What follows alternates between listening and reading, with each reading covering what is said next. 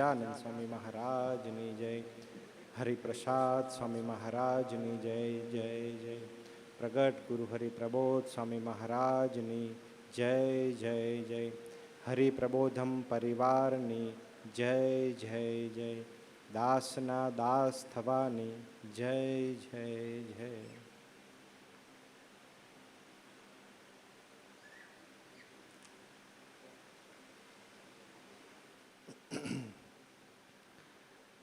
આજે ગુરુ પૂર્ણિમાનો શુભ અને મહામંગલકારી દિવસ. ગુરુ પૂર્ણિમાનો દિવસ એટલે કે ગુરુના મહિમાનું ગાન કરવાનો દિવસ, ગુરુના જીવનમાં ડૂબવાનો દિવસ. આપણો જન્મદિવસ હોય તો આપણે આપણા જીવનમાં ડૂબતા હોઈએ છીએ. કોઈની એનિવર્સરી હોય, મેરેજ એનિવર્સરી હોય તો પતિ પત્ની એકબીજાના ગુણાનુવાદમાં ડૂબી જતા હોય. ભારતનો જ્યારે સ્વતંત્ર દિવસ હોય ત્યારે ભારતે સ્વતંત્ર થવા માટે જે શહીદોએ બલિદાન આપ્યું છે એ શહીદોની વીરગાથાને આપણે યાદ કરતા હોઈએ. તો જે સમયે જે દિવસ હોય ત્યારે આપણે એ રીતે ડૂબતા હોઈએ છીએ. એમ ગુરુ પૂર્ણિમાનો દિવસ છે એટલે આપણે જે આપણા ગુરુ છે, જે આપણા ઈષ્ટદેવ છે, એના મહિમામાં આપણે ડૂબવાનું છે. અને મહિમામાં તો ડૂબવાનું છે જ, સાથે સાથે એમની અનુવૃત્તિ શું છે એ આપણે સમજી અને એ રીતે આપણે જેમ જેમ જીવતા જઈશું એમ સાચા અર્થમાં આપણે ગુરુનું ઋણ અદા કરીશું. માત્ર ગુરુના મહિમામાં ડૂબીને ગુરુના ગુણોનું ગાન કરીને આપણે પૂરું થતું નથી. પરંતુ સાચું ગુરુ ઋણ અદા કર્યું ક્યારે કહેવાય કે જ્યારે એમની અનુવૃત્તિ શું હતી એ અનુવૃત્તિ સમજી અને ત્યારે એ પ્રમાણે આપણે જીવન જીવીએ એ સાચું ગુરુ ઋણ અદા કર્યું કહેવાય. આપણે એવું કહીએ છીએ કે ભારત દેશ મહાન છે. તો મહાન એટલા માટે એવું આપણે બધા માનીએ છીએ કે હિમાલય જેટલી ઊંચી પર્વત શૃંખલા આપણી પાસે છે, ગંગા જેવી પવિત્ર નદી આપણી પાસે છે, એટલે આપણે ભારત દેશને મહાન માનીએ છીએ. પણ સાચા અર્થમાં આપણે ગુરુ પૂર્ણિમાનું એટલા માટે મહત્ત્વ સમજાવવાનું છે કે સમજવાનું છે કે આપણને એવા ગુરુની પ્રાપ્તિ થઈ છે કે હિમાલયમાં જેવી ઊંચી પર્વત શૃંખલા છે, આખા વિશાળ દુનિયામાં સૌથી ઊંચામાં ઊંચી પર્વત શૃંખલા હોય તો હિમાલયમાં છે. તો એવી આધ્યાત્મિકતાને જે ગુરુ એમના યોગમાં આવનાર સૌ ભક્તોમાં એવી આધ્યાત્મિકતાને સિંચન કરે છે. અને ગંગા જેમ પવિત્ર નદી છે એમ આપણા જીવનમાં એવી પવિત્રતાનું સિંચન કરવા માટે, આપણા જીવનમાં એવું સ્વધર્મનું સિંચન કરવા માટે આપણને એવા ગુરુની ગોદ મળી છે કે જે હિમાલય જેવી આધ્યાત્મિકતાનું સિંચન કરે છે અને ગંગા જેવી પવિત્રતાનું સિંચન આપણા જીવનમાં કરે છે. એવા ગુરુની ગોદમાં આપણે બેઠા છીએ એટલે આપણે ખૂબ નસીબદાર છીએ. અને આપણે બધાને ગુરુ પૂર્ણિમા આપણે ઉજવવાની તક મળી છે. એક સજ્જન પોતાની રસ્તા પર જતા હશે, કોઈ કારમાં, સારામાં સારી કારમાં બેસીને જતા હતા. એટલે એ જ્યારે મર્સિડીઝ કારમાં બેસીને જતા હતા ત્યારે એક પ્રવચન વાંચતું હતું. અને પ્રવચનમાં એક સંત એવું બોલતા હતા કે આ જીવનનું કાંઈ નક્કી નહીં, ગમે ત્યારે આ જીવન છોડીને આપણે જવાનું છે. આ દેહ તો નશ્વર છે, આપણી સાથે કંઈ નથી આવવાનું, કશું લઈ જવાનું નથી, જેટલું ભગવાનને અર્થે જીવાય એટલું જીવી લેવાનું. એવી બધી વાત કરતાં કરતાં એ સંતની ગોષ્ઠી પેલા ધનાઢ્ય વ્યક્તિ સાંભળતા હતા. તો એને એવું વિચાર આવ્યો કે આ સંત કહે છે ને એની વાત મારે ખોટી પાડી દેવી છે કે ના, એવું હોઈ શકે નહીં કે ઉપર ન લઈ જઈ શકું. મારી પાસે કરોડો રૂપિયા, અબજો રૂપિયાની પ્રોપર્ટી છે તો મારે પણ એને કરોડો રૂપિયાને ઉપર લઈ જવા છે. જ્યારે હું ધામમાં જાઉં ને ત્યારે મારે ઉપર લઈ જવા છે. એટલે નક્કી કર્યું કે મારા સંતની વાત ખોટી પાડી દેવી છે. એટલે પોતાની ફેક્ટરીમાં જાય છે અને બધાને ભેગા કરે છે. જેટલાના વર્કર્સ હોય, 500,000 વર્કર્સ, એ બધાને ભેગા કરે છે અને કહે છે કે મને બધા તમે કોઈ રસ્તો એવો બતાવો કે મારી પાસે આ કરોડો રૂપિયા, અબજો રૂપિયાની પ્રોપર્ટી છે ને એને ઉપર લઈ જઈ શકું. એટલે બધા તો પહેલાં હસવા માંડ્યા એમ. પછી પેલા વ્યક્તિ એવું બોલ્યા કે જે મને રસ્તો બતાવશે ને એને હું 1 કરોડ રૂપિયાનું ઇનામ આપીશ કે હું મારી પ્રોપર્ટીને ધામમાં જાઉં ત્યારે ઉપર લઈ જઈ શકું. એટલે પછી તો અઠવાડિયું જતું રહ્યું, કોઈ વ્યક્તિ આવ્યો નહીં. એટલે ફરી પાછા બધાને ભેગા કર્યા અને ફરી એવું કહ્યું કે હવે જે મને રસ્તો બતાવશે કે હું મારા પૈસાને, મારી પ્રોપર્ટીને ઉપર કેવી રીતે લઈ જાઉં એને હું 5 કરોડ રૂપિયાનું ઇનામ આપીશ. એટલે પછી તો આ જે ફેક્ટરીમાં વાત કરી હતી તો આખા શહેરમાં પ્રસરી ગઈ, બધાને ખબર પડી કે આવું 5 કરોડ રૂપિયાનું ઇનામ છે. એટલે 1-2 દિવસ પછી એક વ્યક્તિ પેલા ભાઈને મળવા આવે છે અને ભાઈને મળીને એવું કહે છે કે મારી પાસે એક ઉપાય છે. એટલે પેલા જે ધનાઢ્ય વ્યક્તિ હતા એ ખુશ થઈ જાય છે કે તારી પાસે ઉપાય છે? તો કે હા, તમારી જેટલી પ્રોપર્ટી ઉપર લઈ જવી હોય એટલું લઈ જઈ શકું, મારી પાસે ઉપાય છે. તો કે જલ્દી મને કહે કે હું તને તારું ઇનામ આપી દઈશ. કે પણ કે તમે મારી 2 વસ્તુનો જવાબ આપો. તો કે બોલને, તારા શું પ્રશ્ન છે? કે તમે લંડન ગયા છો? તો કે હા, હું લંડન ગયો છું. તો કે તમે લંડન જતાં પહેલાં શું તૈયારી કરો? તો કે હું લંડન જાઉં ને એની પહેલાં મારે કોઈ ખરીદી કરવી હોય તો આપણી ઇન્ડિયાની કરન્સી ચાલે નહીં, એટલે મારે ઇન્ડિયાની કરન્સી હોય એને પાઉન્ડમાં કન્વર્ટ કરવી પડે તો હું પછી ત્યાં લંડન જઈ શકું અને ત્યાં હું ખર્ચો કરી શકું. મારે કાંઈ એન્જોયમેન્ટ કરવું હોય, ફરવું હોય તો ફરી શકું. બીજો પ્રશ્ન પૂછે, તમે અમેરિકા ગયા છો? તો કે અમેરિકા ગયો છું. કે તમે સૌથી પહેલાં શું કરો? તો કે મારે જો ત્યાં એન્જોયમેન્ટ કરવું હોય, ફરવું હોય, ખાવું પીવું હોય, રહેવું હોય તો ઇન્ડિયાની કરન્સી છે એને ડોલરમાં કન્વર્ટ કરવી પડે. એટલે ફરી પૂછે છે, તમે દુબઈ ગયા છો? તો કે તમે આવું બધું કેમ પૂછો છો, મને રસ્તો બતાવો. એટલે પહેલાં ભાઈ એટલું બોલ્યા કે જેમ તમારે લંડન જવું હોય તો તમારે પાઉન્ડમાં કન્વર્ટ કરવી પડે તમારી કરન્સીને, તમારે જો અમેરિકા જવું હોય તો તમારે એને ડોલરમાં કન્વર્ટ કરવી પડે, એમ આપણે ભગવાનના ધામમાં જવું હોય ને તો ત્યાંની જે કરન્સી હોય ને એ કરન્સીમાં કન્વર્ટ કરીએ તો આપણે લઈ જઈ શકાય. તો પેલા ભાઈ કે ત્યાંની કરન્સી શું છે કે મને જણાવો ને, કે તો હું કરન્સીને કન્વર્ટ કરી ને ત્યાં લઈ જઈશ. એટલે પેલા ભાઈ કે ત્યાંની કરન્સી છે ને, ભગવાનના ધામની કરન્સી છે ને, એનું નામ છે પુણ્ય. એ તમારી જેટલી લક્ષ્મી હોય ને એને પુણ્યમાં કન્વર્ટ કરશો ને તો તમારી સાથે લક્ષ્મીની પણ પુણ્ય સાથે આવશે અને એ તમારા ધામના અધિકારી બનાવશે. કહેવાનો મતલબ એ છે કે આપણી પાસે લક્ષ્મી છે એ ક્યારે આવવાની નથી, પરંતુ જો આપણે લક્ષ્મીને જોડે લઈ જવી હોય તો એને પુણ્યમાં કન્વર્ટ કરવી પડે. એ પુણ્યમાં કન્વર્ટ કેવી રીતે થાય? માત્ર દાન દક્ષિણા તો આપણે કરવાની છે. આજે ગુરુ પૂર્ણિમાનો દિવસ છે, દાન દક્ષિણાનો સર્વોપરી દિવસ છે. ગુરુની કૃપાથી આપણે જે ધન અર્જિત કર્યું છે એને જો આપણે દાન દક્ષિણામાં દઈશું તો એ અનંત ગણું પાછું થઈને આવશે. પણ માત્ર એનાથી પુણ્ય વધતું નથી, પણ ગુરુની અનુવૃત્તિ શું છે, ગુરુની રુચિ શું છે, એ જેમ જેમ આપણે જીવન જીવતા જઈશું એમ એમ આપણું પુણ્ય વધતું જશે અને એ પુણ્ય આપણે ભગવાનના ધામમાં જઈશું ત્યારે સાથે આવશે. ગુરુહરિ સ્વામીજી એવું કહેતા કે આપણે જેમ હુંથી જેટલું જીવીએ ને કે મેં આમ કર્યું એટલી પાપની વૃદ્ધિ થાય, અને જેટલું તુંની ભાવનાથી જીવન જીવે કે ના મારાથી કશું થઈ શકે એવું નથી પણ તારે લઈને હું છું, તુહી આવી ભાવનાથી જેમ જેમ જીવન જીવીએ એમ એમ પુણ્યની વૃદ્ધિ થાય. તો પુણ્ય આપણે જો કમાવવું હોય તો આપણે તુહીની ભાવનાથી જીવવું પડે. તારે લઈને હું છું એવી ભાવનાથી જો આપણે જીવન જીવીશું તો ઓટોમેટિક આપણું પુણ્ય વધશે અને આપણે એ ભગવાનના ધામમાં લઈ જઈ શકીશું. સ્વામીજીનું જીવન, ગુરુહરિ પ્રબોધ સ્વામીજીનું જીવન, ગુરુહરિ હરિપ્રસાદ સ્વામીનું જીવન, આવા ગુણાતીત પુરુષોનું જીવન એ જ છે કે પોતે સર્વસામર્થી છે, પોતે ભગવાનને ધારણ કરીને ફરી રહ્યા છે, છતાં પોતાના ભક્તો આગળ દાસના દાસ થઈને જીવે છે. પ્રબોધ સ્વામીજીને કોઈ એક વખત પૂછ્યું કે પ્રબોધ સ્વામી તમે વિચરણમાંથી પાછા ક્યારે આવશો, ક્યારે જવાના છો? તો પ્રબોધ સ્વામી કે મને કે વિચરણમાં ક્યારે જવાનું છું, ક્યારે પાછો આવવાનો છું એ તો સ્વામીજી નક્કી કરે ને એ પ્રમાણે છે.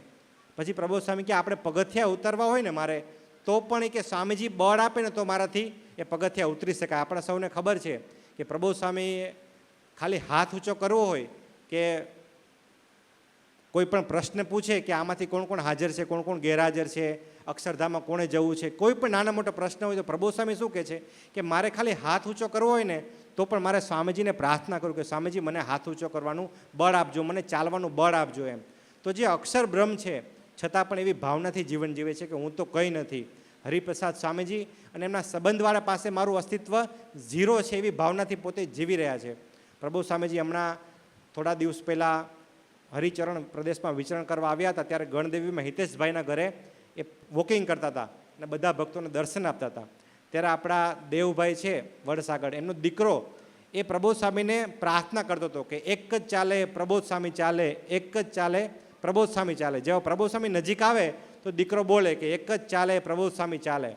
તો જેવા પ્રબોધ સ્વામી નજીક આવ્યા દીકરાની ત્યારે પ્રબોધ સ્વામીએ દીકરાને એક જ વાક્ય કહ્યું કે એક જ ચાલે હરિપ્રસાદ સ્વામી ચાલે, એવું બોલવાનું કે એક જ ચાલે હરિપ્રસાદ સ્વામી ચાલે.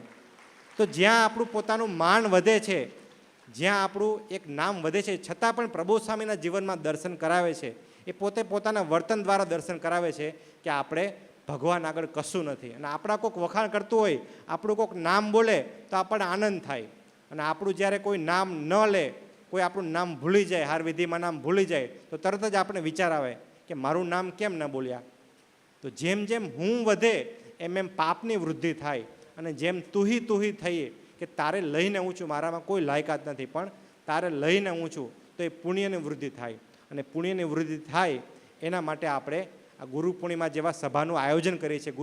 ગુરુના મહિમામાં ડૂબીએ છીએ કે આ ગુરુ કેવા, પોતે કેવું જીવન જીવી ગયા, પોતે અસ્તિત્વ રહિતનું જીવન જીવી ગયા, નેચરલ જીવન જીવી ગયા. પ્રભુ સ્વામીના જીવનમાં એટલી બધી સહજતા છે. થોડા દિવસ પહેલાં મુંબઈમાં મિટિંગ હતી અને બધા થોડાક લોયર્સ પધાર્યા હતા, જે વકીલો હોય એ પધાર્યા હતા, જજ હોય ન્યાયાધીશ, એ લોકોની મિટિંગ હતી. અને પ્રબોધ સ્વામીજી ત્યાં મધ્યસ્થાને બિરાજમાન હતા. થોડા આપણા સંતો હતા, વકીલ હતા, જજ હતા, બધા સાથે મળીને મિટિંગ કરતા હતા. મિટિંગ 2 થી 3 કલાક ચાલી. અને પ્રબોધ સ્વામી તો એટલી બધી સહજતા, એ જે પોતે રિવોલ્વિંગ ચેર પર બેઠા હતા, તો પ્રબોધ સ્વામી આ બાજુ ફરે, આ બાજુ ફરે. એટલે હવે એ જ્યારે આવું લીલા ચરિત્ર કરે એટલે ઘણાને વિચાર આવે કે આ બધા ન્યાયાધીશ બેઠા છે, સારામાં સારા લોયર છે કે જેની 1 કલાકની ફી 50,000 રૂપિયા હોય, એવા લોયર બેઠા હતા. અને એની મિટિંગ હતી. તો જ્યારે મિટિંગ પૂરી થઈ એટલે પછી આપણા સંતોએ પેલા લોયરને પૂછ્યું કે તમને ગુરુવારી પછી પ્રભુ સ્વામીના દર્શન કર્યા હશે. ત્યારે લોયરે કીધું આપણી બુદ્ધિ કેવી છે કે આપણે મનુષ્ય ભાવ આવે પ્રભુ સ્વામીમાં, કે પ્રભુ સ્વામી તો કેવી રીતે આમ નેચરલ અદાથી આપણે ભગવાન સ્વામિનારાયણનો પેલો પ્રસંગ સાંભળ્યો છે કે ભગવાન સ્વામિનારાયણ જ્યારે હાથીની અંબાડી પરથી પસાર થતા હતા ત્યારે ભગવાન એક કાકડી જમતા હતા. તો ઘણા બધા એમના સંતો હોય, જે સેવકો હોય, એને વિચાર આવે કે આટલી મોટી જે સવારી ચાલી રહી છે, બધા ભક્તો એમનું સ્વાગત કરી રહ્યા છે, અને ભગવાને એક દીકરાએ કાકડી આપી તો એ કાકડી જમી રહ્યા છે, તો બધા શું વિચારશે. તો આપણને પણ ભગવાનના ચરિત્રમાં આવો મનુષ્ય ભાવ આવે. પણ બીજી બાજુ ભગવાન ઘણાનો સાક્ષી ભેદતા હોય, આપણને ખબર ના પડે. એ જ્યારે ભગવાન સ્વામિનારાયણ કાકડી જમતા હતા ત્યારે એક મુસ્લિમ ભગત ત્યાં હાજર હતા. અને મુસ્લિમ ભગતે જ્યારે ભગવાન સ્વામિનારાયણ દર્શન કર્યા કે આટલા બધા ભક્તો છે, હજારો ભક્તો છે, એમની વચ્ચે ભગવાન કાકડી જમે છે, ત્યારે એમને લાગ્યું કે આ કોઈ સામાન્ય વ્યક્તિ નથી, આ કોઈ ઓલિયા પુરુષ છે, આ તો સાક્ષાત ખુદા છે. કે ખુદા કો કિસકી અદબ, એમ ખુદાને કોને રાજી કરવાનો કે આ સાક્ષાત ખુદા છે, કે ખુદા કો કિસકી અબદ. તો કહેવાનો મતલબ એ છે કે ભગવાન સ્વામિનારાયણ નાનામાં નાનું લીલા ચરિત્ર કરે તો ઘણાનો સાક્ષી ભેદતા હોય, ઘણાને દિવ્ય અનુભવ કરાવતા હોય, પણ એવે સમયે આપણે જો મનુષ્યભાવ પરઠીએ તો પછી આપણી ગતિ અધો તરફ થઈ જાય. એમ સ્વામીજી પ્રભુ સ્વામી બેઠા હતા, સાવ સહજતાથી બેઠા હતા. ત્યારે પછી પેલા જે વકીલ હતા એને છેલ્લા સંતોને કીધું કે હું છેલ્લા 2 કલાકથી પ્રભુ સ્વામી તરફ જોઈ રહ્યો છું. એટલા બધા એમને એ કે પ્રભુ સ્વામી સાથે મળવા માટે મેં કેટલું પ્રભુ સ્વામીના જીવનમાં રિસર્ચ કર્યું કે પ્રભુ સ્વામીજીને માનનારો કે હજારોની લાખો ભક્તોનો સમાજ છે. વિદેશોમાં પણ 20 થી 30,000 જેટલા ભક્તો છે કે પ્રભુ સ્વામી એક અવાજ કરે કે આપણે બધાએ ઇન્ડિયા આવી જવાનું છે, સિટીઝમ છોડીને ઇન્ડિયા આવી જવાનું છે, તો એક વચને એમના એક આજ્ઞાથી બધા ભક્તો ઇન્ડિયા આવી જાય, એવો આજે એમનો માનનારો સમાજ છે, હરિપ્રબોધમનો સમાજ છે. અને એ આટલા બધા ભક્તોનો સમાજ છે છતાં પણ કેવી સહજતાથી, એમના ફેસ પર કોઈ અહંકારની લાગણી દેખાય નહીં. એ તો એટલું જ માને છે કે હું તો દાસનો દાસ છું. કે પણ એમનું જ્યારે જીવન મેં જોયું નહીં કે 2 કલાક 3 કલાકથી હું એમને જોઉં છું, તમારા 10 વર્ષના પ્રશ્નનું સમાધાન મને પ્રબોધ સ્વામીના જીવન પરથી મળી ગયું. કે શું હતું તમારું પ્રશ્ન શું હતો? કે 10 વર્ષથી કે મારી બાજુમાં, હું જ્યાં મુંબઈ રહું છું, મારી બાજુમાં એક બહુ કરોડપતિ વ્યક્તિ રહે છે. તો એ કરોડપતિ વ્યક્તિ રહે છે કે એ પણ પૈસા કમાય છે. તો મેં નક્કી કર્યું કે મારે એના કરતાં પણ વધારે પૈસા કમાવા છે, કંઈક મારે એને દેખાડી દેવું છે. તો છેલ્લા 10 વર્ષથી પ્રયત્ન કરું છું એને દેખાડી દેવાનો, કંઈક પ્રદર્શન કરવાનો, પણ હું સફળ થતો જ નથી. કે મારી પાસે કરોડ રૂપિયા છે પણ મારા પડોશી કરતાં પણ મારે વધારે પૈસા કમાવા છે, તો પૈસા હોવા છતાં પણ મને આનંદ થતો નથી. અને જ્યારે 10 વર્ષથી આ મને પ્રશ્ન ગૂંચવતો હતો કે મારે સહજ આનંદમાં કેવી રીતે જીવવું, મારે હંમેશા પૈસા હોવા છતાં નિશ્ચિંતા, નિર્ભયતાથી કેવી રીતે જીવન જીવવું, એ મને આ પ્રશ્ન ગૂંચવતો હતો. પણ પ્રબોધ સ્વામીજીનું સહજ જીવન જોયું ને ત્યારે મને મારા 10 વર્ષના પ્રશ્નોનું સમાધાન મળી ગયું કે આવું જો સહજ જીવન જીવીએ ને તો આપણી વ્યક્તિ ક્યારેય દુઃખમાં જઈ ન શકે, પણ વ્યક્તિ કાયમ આનંદમાં અને આનંદમાં જ રહે. કે મને પ્રબોધ સ્વામીજી આ દર્શન કરાવીને મારો સાક્ષી ભેદી નાખ્યો. તો કહેવાનો મતલબ એ છે કે આપણે જેમ જેમ સહજ જીવન જીવીશું, તુહીની ભાવનાથી જીવન જીવીશું, તો સાચી ગુરુ પૂર્ણિમા આપણે ઉજવી શકાશે. પરંતુ હરિપ્રસાદ સ્વામીજીના સંબંધવાળા જે કોઈ મુક્તો હોય ને, એને આગળ લેવા માટે, એના આત્માને અપલિફ્ટ કરવા માટે અમારે જેટલું ઝૂકવું પડે ને એટલું ઝૂકવા અમે તૈયાર છીએ, કે અમારું આ જ કાર્ય છે, કે બીજું કોઈ કાર્ય નથી. ત્યારે ડૉક્ટર ચંદ્રકુમારનો સાક્ષી ભેદાઈ ગયો કે આ કેટલા મહાન સંત છે. એ ચંદ્રકુમાર એમને ભેટી પડ્યા કે સ્વામીજી, તમારે જેવી અહંશૂન્યતા, કે આટલા લાખોનો સમાજ છે, હરિપ્રબોધનનો સમાજ છે, છતાં પણ તમે કેવા દાસના દાસ થઈને વર્તો છો. તો આપણે એવા ગુરુની ગોદ મળી છે, આપણે ખૂબ નસીબદાર છીએ. ભલે આપણી પાસે અત્યારે મંદિર નથી, પરંતુ પ્રબોધ સ્વામીજીની ગોદ મળી છે ને, એ જ આપણા માટે આનંદનો અવસર છે. ઘણા બધા ભક્તો એવા હોય કે આપણે કદાચ મંદિરમાંથી નીકળવાનું થાય, એના માટે ફોન કરે કે તમે લોકો ક્યારે નીકળશો, મંદિર ક્યારે ખાલી કરશો, ફોન કરે. બપોરને જાગતા સમયે આપણા ભક્તોને ફોન કરે. ત્યારે આપણા ભક્તો એવું કહે છે કે અમને પ્રબોધ સ્વામીજીની ગોદ મળી છે ને, અમને કે મંદિરમાં રહેવાનું થાય, બહાર નીકળવાનું થાય, અમને કોઈ ચિંતા નથી. પ્રબોધ સ્વામીની ગોદ મળી છે એટલે અમે બપોરે શાંતિથી આરામ કરીએ છીએ, જમીએ છીએ, ભજન કરીએ છીએ, સેવા કરીએ છીએ. તમે જાગો છો, કે બાકી તો અમે પ્રબોધ સ્વામીની ગોદમાં નિશ્ચિંત થઈને બેઠા છીએ. એમ આપણો આજે હરિપ્રબોધનનો સમાજ છે, એ ગુરુના મહિમામાં ડૂબનારો સમાજ છે. આપણે ખૂબ નસીબદાર છીએ કે આવા ગુરુની ગોદ મળી છે. અને એ ગુરુની ગોદ મળ્યા પછી જેમ વાત કરી કે અનુવૃત્તિ શું છે, પ્રબોધ સ્વામીજીને અત્યારે એક જ અનુવૃત્તિ છે કે મિશન ડબલ. જેમ જેમ આપણે સત્સંગ કરતા જઈએ એમ આપણે ગુરુ ઋણ અદા કરવું જોઈએ. તો પ્રબોધ સ્વામીજી ગયા વર્ષે અમદાવાદના સમયમાં બોલ્યા હતા, ભરથાણાના સમયમાં વાત કરી હતી કે અત્યારે જેટલા ભક્તો હોય, એક જ યુવક, એક જ અમરીશ ભગત, એક પરિવારને વધારે, આટલું જ આપણે સેવા ભક્તિ કરવી છે. એ મિશન ડબલની અત્યારે પ્રબોધ સ્વામી જ્યાં જ્યાં અમેરિકામાં વિચરણ કરે છે, હમણાં અમેરિકામાં ફિલાડેલ્ફિયામાં સભા કરી, 3500થી 3600 દીકરાઓ હતા, ખાલી અમેરિકાના દીકરાઓ. કેનેડામાં પણ સભા છે, મોટી શિબિર છે. લંડનમાં પણ 17 તારીખે લેસ્ટરમાં સરસ મૂર્તિ પ્રતિષ્ઠા મહોત્સવ છે. આ જો હજારો ભક્તોનો સમાજ છે, એ એક મિશન ડબલની ભાવનાથી જીવન જીવી રહ્યો છે. ખાલી એક જ આપણે વ્યક્તિને સભા ભરતી કરવી છે, ભગવાન અર્થે જીવન જીવતા કરવા છે. એવું કહેવાય છે કે આપણે આંગળી ચીંધ્યાનું પણ પુણ્ય મળે. ખાલી એક વ્યક્તિને સાચો માર્ગ બતાવીએ ને તો પણ આપણે ઘેર બેઠા પુણ્ય મળે. એક રાજા હતો, પ્રબોધ સ્વામીજી આ પ્રસંગ ઘણી બધી જગ્યાએ પહેલાં કહેતા, જ્યારે પોતે વિચરણ કરતા એક પ્રાદેશિક સંત તરીકે, ત્યારે આ પ્રસંગ અમારે સાથે રહેવાનું થતું, વિચરણ કરવાનું, ત્યારે પ્રબોધ સ્વામી આ પ્રસંગ અચૂક કહેતા. તો એક રાજા હતા, એનો એક નિયમ હતો કે મારે રોજ જ્યારે હું જમવા નાસ્તો કરું ત્યારે મારે રોજ સંતના, એની બાજુમાં એક દૂર થોડા સંત રહેતા હતા, એ આશ્રમમાં જઈ સંતના દર્શન કરે અને પછી પોતે પોતાની નિત્યવિધિ પૂરી કરે. તો એક વખત રાજાને મોડું થઈ ગયું અને સંતના દર્શન કરવા જતો હતો, પણ સંત એના આશ્રમમાં નહોતા. એટલે એના શિષ્યોને પૂછ્યું કે મારે એક નિયમ છે કે રોજ સંતના દર્શન કરવા જવાનું, પણ સંત ક્યાં ગયા? તો કે સંત તો એ નાહવા ગયા છે કે. એટલે રાજા તો પાછળ દોડીને ત્યાં નદી પાસે પહોંચે છે અને સંતના દર્શન દૂરથી કરે છે. ત્યારે સંત નાહતા હોય છે અને બાજુમાં એક બગલો ઊભો હોય છે, અને બગલાનું કામ શું? માછલી પકડવાની. એટલે બગલાની એક ટેવ હોય કે માછલી નજીક ક્યારે આવે છે એટલે એ જુએ સાવ શાંત ઊભો હોય, અને જેવી માછલી નજીક આવે તો તરત જ ચાંચથી માછલીને ખેંચી લે.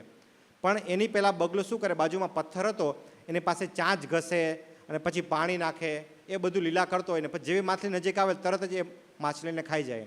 તો એ સંત હતા, એ બગલાને જોતા હતા અને સંત એક વાક્ય બોલ્યા કે ઘિસત ઘિસત બીચ મેં ડાલે પાણી, તેરે મન કી બાત આજ મેને જાની.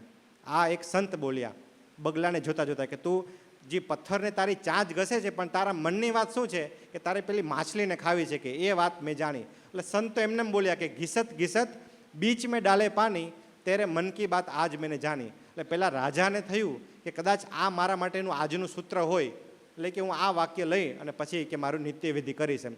એટલે રસ્તામાં ઘરે પોતાના મહેલમાં જતો જતો આ વાક્ય ઘૂંટતો જતો હતો એમ. હવે બન્યું એવું કે એ જ દિવસે બાજુના રાજા હતો, એને નક્કી કર્યું કે મારે આ રાજ્ય પર ચડાઈ કરવી છે કે, અને રાજાને કે મારી નાખવો છે, કે આજને આજ મારે મારી નાખવો છે. એટલે મહિનાથી તૈયારી કરતો હતો. પછી એને ખબર પડી કે રાજાને મારવું હોય તો શું કરાય? તો જે વાણંદ હોય ને, વાણંદ, એને કે આપણે ફોડી નાખીએ. તો જ્યારે વાણંદ મુંડન કરતો હોય તો પછી કે એનું ગળું કાપી નાખે. એટલે વાણંદને એને બોલાવ્યો બાજુના રાજ્યના રાજાએ કે તારે કામ કરવાનું છે. કે બોલો ને, કે તારો જે રાજા છે ને એને કે તારે મારી નાખવાનો છે, કે એને આપણે પતાવી દેવાનો છે. કે ના મારાથી ન થાય. તો કે તારી જેટલી સંપત્તિ જોતી હોય ને, તારે 10 રાજ્ય જોતા હોય તો 10 રાજ્ય તને ભેટમાં આપી શકે, 10 ગામડા ભેટમાં આપીશ. તો પેલો તો વિચારમાં પડી ગયો કે હું કદાચ રાજાની સેવા કરીશ, મારા રાજાની, તો એ મને આટલી સંપત્તિ કે આટલા ગામ નહીં આપે, ને આ બાજુના રાજ્યનો રાજા આટલા મને સંપત્તિ આપવા તૈયાર છે. તો કે વાંધો નહીં, કે હું આજને આજ કામ પતાવી દઈશ. આજે મારું કે દાઢી કરવા જવાનું છે, એટલે આજે હું પતાવી દઈશ કામ. એટલે પેલો વાણંદ રાજા વાણંદ પાસે જાય છે અને પછી વાણંદ નક્કી કરે છે કે આજે મારે રાજાનું ગળું કાપી નાખવું છે. એટલે પ્લાનિંગ કરતો હોય છે. તો પેલો તો જ્યારે અસ્ત્રો હાથમાં લે છે એટલે અસ્ત્રોને બરોબર ધારદાર તેજ કરે છે. પથ્થરમાં એ અસ્ત્રાને ઘસતો હતો. એમ ઘસતો તો નક્કી કર્યું કે મારે ગળું કાપવું છે. એટલે પેલો રાજા જે વાક્ય હતું ને એ વાક્ય બોલ્યો કે ઘિસત ઘિસત બીચ મેં ડાલે પાણી, તેરે મન કી બાત આજ મેને જાની. એટલે પેલા વાણંદને તો શોક લાગ્યો કે હું આ ક્યાં અસ્ત્રો ઘસું છું કે અને કે વચ્ચે પાણી નાખું છું અને આ રાજાને ક્યાંથી ખબર પડી ગઈ. એમ રાજા જેમ વાક્ય બોલ્યો કે ઘિસત ઘિસત બીચ મેં ડાલે પાણી, તેરે મન કી બાત આજ મેને જાની. એટલે પછી વાણંદને એવું લાગ્યું કે રાજાને ખબર પડી ગઈ છે કે હું આજે મારવાનો છું. તો રાજાના પગમાં પડી ગયો કે માફ કરો, મારાથી બહુ મોટી ભૂલ થઈ ગઈ. હું તમને અસ્ત્રાથી આજે મારવાનો હતો, પણ હું એને ઘસતો હતો, એમાં તમે વાક્ય બોલ્યા એટલે મને એવું લાગ્યું કે આપને ખબર છે કે મારાથી બહુ મોટી ભૂલ થઈ ગઈ છે.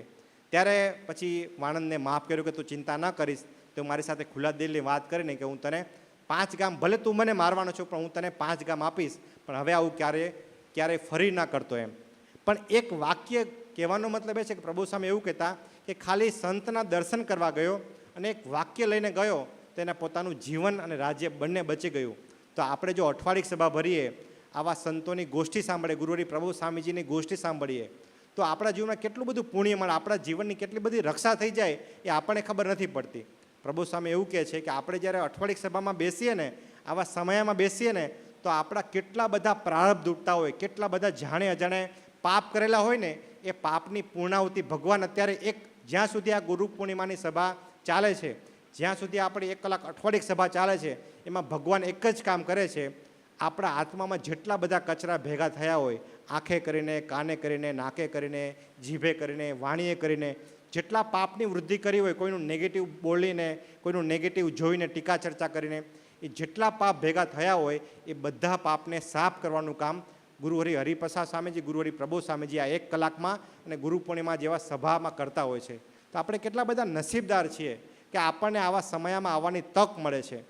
તો આજે આપણે બધાએ સંકલ્પ કરવો છે કે હે ગુરુહરિ પ્રભુ સ્વામીજી, આપે ગુરુ પૂર્ણિમા જેવા સમય ઉજવવાની અમને તક આપી છે, અમે કેટલા બધા નસીબદાર છીએ.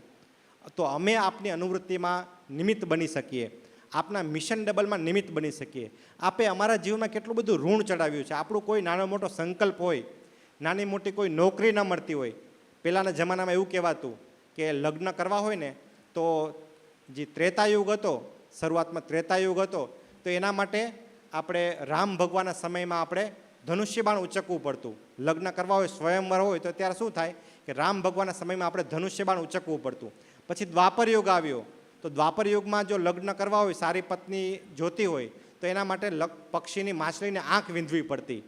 તો કળિયુગમાં શું છે, કળિયુગમાં જો લગ્ન કરવા હોય તો અત્યારે બધા એવું કહે છે કે સરકારી નોકરી મળે ને તો સારી દીકરી મળે. એમ તો સરકારી નોકરી મેળવવાના ફાફા છે અત્યારે. કોઈ એવું ફિક્સ નથી કે ના મને સારામાં સારી નોકરી મળશે. કંઈ ને કંઈ પ્રશ્ન છે, ઇન્સિક્યુરિટી બધા ફીલ કરે છે. ખાલી હસબન્ડ વાઈફ ફોટો પડાવતા હોય, બંને પતિ પત્ની ફોટો પડાવતા હોય અને પત્નીનો હાથ હસબન્ડના ખભા પર હોય અને પેલા ફોટો પડાવતા હોય ને તો પત્ની એવું કે મારો પાડો, એમ કે મારો ફોટો પાડો, મારો પાડો. એમ તો ફોટોગ્રાફર પણ એવું કે ભાઈ તમારો જ પાડો છે, બીજું કોઈ નહીં લઈ જાય. એમ તમે ચિંતા ના કરતા, એમ તમારો જ પાડો તમારી સાથે જ રહેશે. એમ પણ નાની મોટી ઇન્સિક્યુરિટીમાં આપણે બધા જીવતા હોય કે શું થશે, નોકરી મળશે કે નહીં મળે, શું થશે. પણ પ્રભુ સ્વામીજીના આશીર્વાદ હોય તો ગમે તેવી ઇન્સિક્યુરિટી હોય. એક દીકરો બોસ્ટનમાં અત્યારે પોતે ત્યાં રહે છે, એને પોતે માસ્ટર કરે છે, પણ એને એક કંપનીમાં એન્ટ્રી મેળવવા માટે ઇન્ટર્નશીપની એક્ઝામ આપવી પડતી હોય છે, એન્ટ્રીની એક્ઝામ આપવી પડતી હોય. તો કેટલા વર્ષથી પ્રયત્ન કરતો હતો, 2 વર્ષ 3 વર્ષ કેટલી બધી ટ્રાય આપી, એડમિશન મળે જ નહીં. પોતે સભા ભરે, બધું કરે, ત્યાંના કાર્યકર્તાઓ સાથે દોસ્તી, બધા પ્રયત્ન કર્યા. એમ પછી એક કાર્યકર્તા સાથે ખુલ્લા દિલે વાત કરી કે હું આટલી બધી સભા ભરું છું, આત્મીયતાની વાતો સાંભળું છું, પણ મને નોકરી મળતી નથી, તો કંઈ કરો ને. એમ તો પેલા કાર્યકર્તા કે તું પ્રયત્ન કરે, એક કામ કર, તે તારા પ્રયત્ન કર્યા. આપણું કે જીવનનું કેવું છે કે પહેલાં પ્રયત્ન કરીએ પછી ભગવાનને યાદ કરીએ. એમ કે તું ભજન કરી, કે ભગવાનને પ્રાર્થના કર, તો કે સારું, કે ચલો કે હું ભજન કરીશ. પછી એને ભજન કરવાનું ચાલુ કર્યું.